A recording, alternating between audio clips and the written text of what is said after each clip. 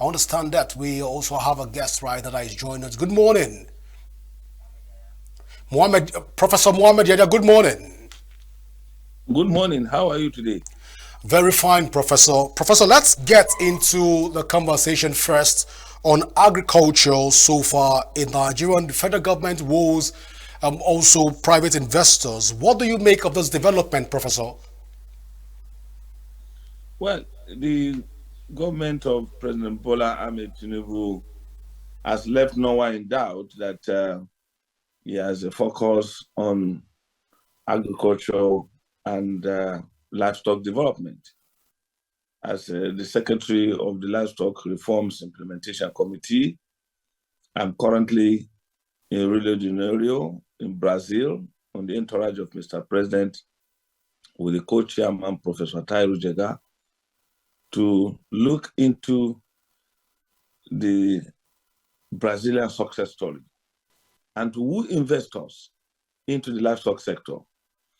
Because Nigeria is sitting on a 33 trillion naira livestock potential that is yet to be utilized. Its current contribution to GDP is about less than 10%, and is abysmal comparing the fact that Nigeria has the highest concentration of livestock in the whole of Africa, where you are boasting about huge potentials in terms of land mass. Land mass alone, Niger State is 76,000 square kilometers, 80% arable, with high level concentration of body waters, River Kaduna, River Niger, Bako River, Gurara River, Shiroro River, all of them. And that is why you have 4 hydroelectricity that could be used that is currently used for generation of electricity, which is not enough. We have potentials for irrigation. We have so many irrigation sites. Take Kanu, Jigawa axis, they produce all year round because of the irrigation potentials.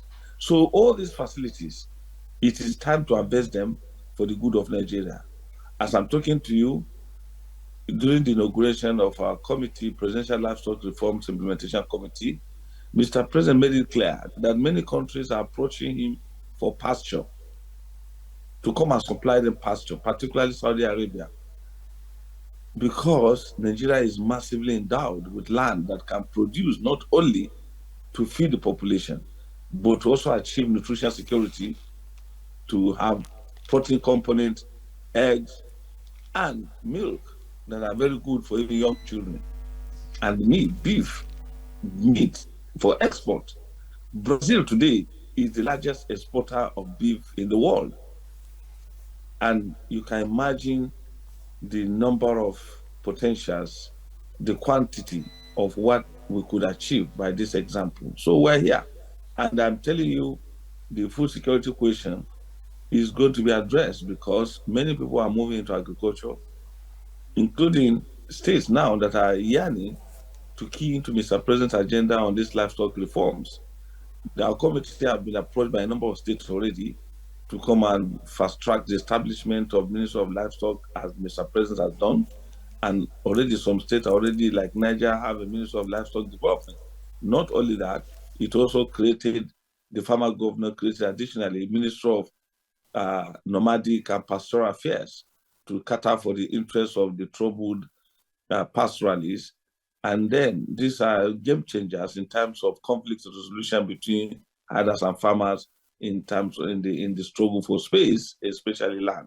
So I'm confident that the investors that are yearning to key into this agenda is critical. For example, Saudi Arabia is demanding huge volumes or metric tons of beef from Nigeria, goats from Nigeria, sheep from Nigeria, and hides and skin. Many of the people that are desirous of taking advantage of the leather and skin industry are competing with those who are busy consuming pomona under they can abattoirs now can process modern abattoirs now can process leather from their cattle or cow slaughtered straight away and will be ready for market for industries. So we are in a new era where agriculture is taking the front seat, and Godwin, I can assure you that we are in for a revolution. And this revolution is already going on well because Mr. President is looking at agriculture from business point of view. As a businessman, he has brought the acumen of the concept of, private sector participation. That government is not good at doing business, but private sector will be the game changer in terms of investors, both foreign direct investment and partnership with our local entities. Just recently, we had a stakeholders consultative forum in Abuja, in the presidential villa, in the banquet hall. You cannot believe the number of people that are into livestock sector, but they are not known, they are not heard of because livestock sector has been marginalized. And Mr. President was there to declare that open and assure everybody that he will partner with the committee and partner with the Ministry of Livestock to bring about the changes that we desire in the livestock sector. Investment in terms of funding, investment in terms of human capacity development will be at the front burner. And by and large, we're also going to learn from Brazil example that has invested heavily on research and development, which has led to rural development, whereby interventions are going on in rural areas, so which has resulted in taming rural urban migration. People are now moving to rural areas in Brazil because they could make money. And we need to do the same in our country, Nigeria, to reverse the ugly trend of rural urban migration that is on the increase.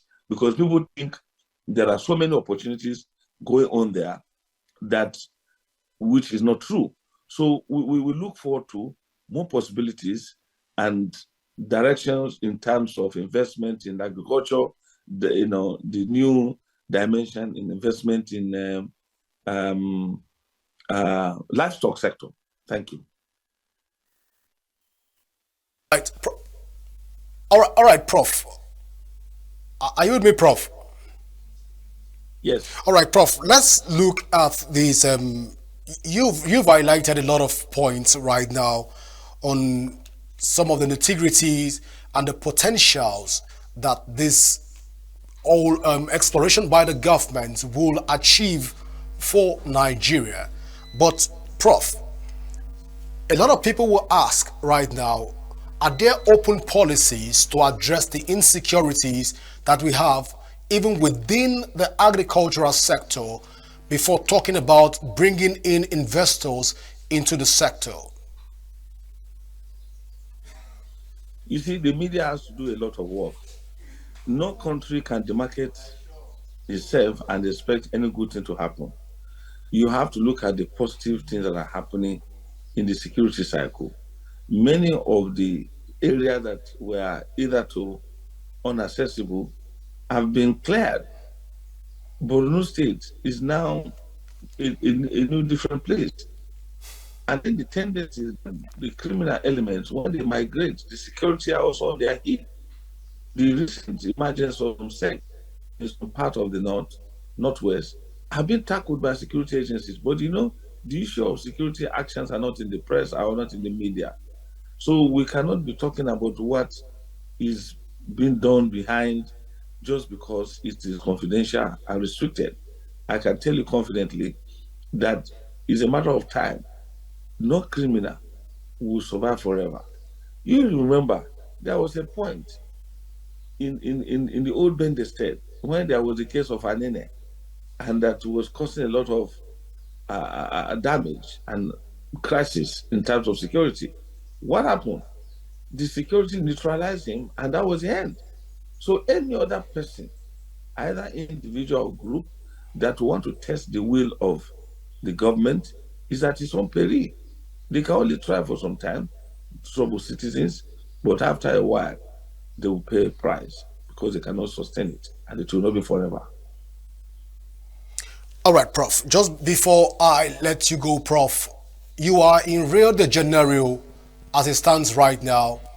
And I understand that you are in Brazil for the G20, and President Bola Ahmed Tinubu is also there with you. Are we looking forward to more investors coming, try to lobby more investors back to the country?